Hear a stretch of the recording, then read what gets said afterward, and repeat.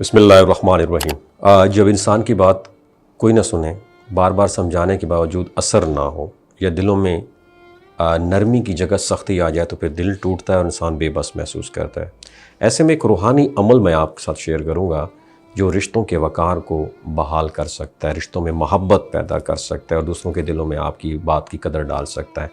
اور یہ عمل ان تمام لوگوں کے لیے جن کی بات کو نظر انداز کیا جاتا ہے، جنہیں ان کے اپنے ہی اہمیت نہیں دیتے یا جنہیں بار بار انکار کا سامنا کرنا پڑتا ہے، چاہے وہ گھر کا معاملہ ہو، نوکری کا انٹرویو ہو یا دلوں کی دوری کا مسئلہ ہو۔ نہایت آسان عمل ہے، مگر اس کی تاثیر کا ڈیپینڈ جو ہے نا آپ کے بلیو سسٹم یقین پر کرتا ہے۔ جو اس پر دل سے یقین کرے گا اللہ کے حکم سے نتائج ضرور دیکھے گا، چاہے گھر میں عزت کی کمی ہو، بیوی شوہر سے شکوہ کرے کہ وہ توجہ نہیں دیتا، یا شوہر شکایت کرے کہ بیوی اس کی عزت نہیں کرتی، تو یہ عمل ہر اس صورتحال میں مفید ہے جہاں تعلقات میں کھنچاؤ ہو یا کوئی اس کی بات سننے کو تیار نہ ہو۔ اگر آپ انٹرویو دینے جا رہے ہیں یا کوئی بار بار ناکامی کا سامنا آپ کو کرنا پڑتا ہے، یا کوئی شخص ہے جو آپ کی بات سننا تو دور کی بات آپ کی طرف دیکھنا بھی گوارا نہیں کرتا، تو اس وظیفے کے ذریعے آپ اللہ کی مدد حاصل کر سکتے ہیں۔ یہ وظیفہ اللہ کے کلام پر مبنی عمل ہے، اس میں کوئی غیر شرعی بات نہیں ہے، بلکہ یہ اللہ سے رجوع کرنے کا ایک ذریعہ ہے۔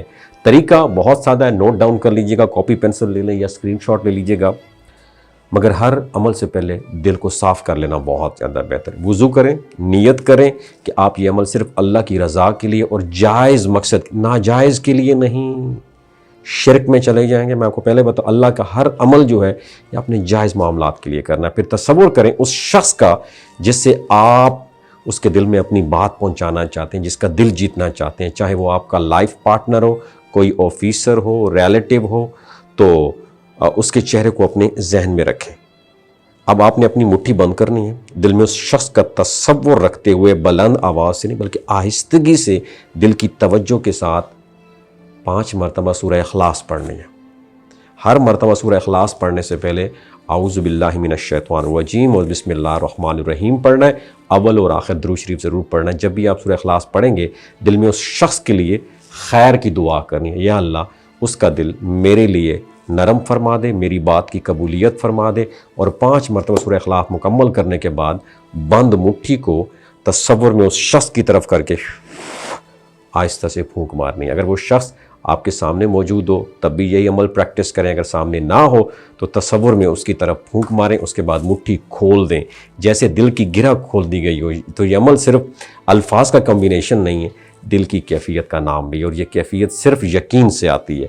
عمل کے دوران اور بعد میں اللہ سے دعا کرتے رہیں کہ اے میرے اللہ، تیرے کلام کی برکت سے میرا مقصد پورا ہو، میرے جائز کام آسان ہوں اور میرے رشتوں میں محبت، عزت اور ہم آہنگی آ جائے۔ تو یاد رکھیں، یہ عمل جادو نہیں ہے، یہ اللہ کے پاک کلام کی برکت ہے۔ جو دل سے کرے گا، صدق دل کی صدق نیت سے کرے گا، اس کے کام اللہ کے حکم سے ضرور بنیں گے۔ لیکن اگر دل میں شک ہو، نیت میں فطور ہو یا مقصد ناجائز ہو تو پھر فائدہ نہیں ہوگا، کیونکہ کامیابی صرف اللہ کے اختیار میں ہے اور اللہ کی مدد صرف اسی کے ساتھ ہوتی ہے جو اس پر مکمل یقین رکھتا ہے۔ یہ عمل بار بار پریکٹس کیا جا سکتا ہے، لیکن حد سے تجاوز نہ کریں۔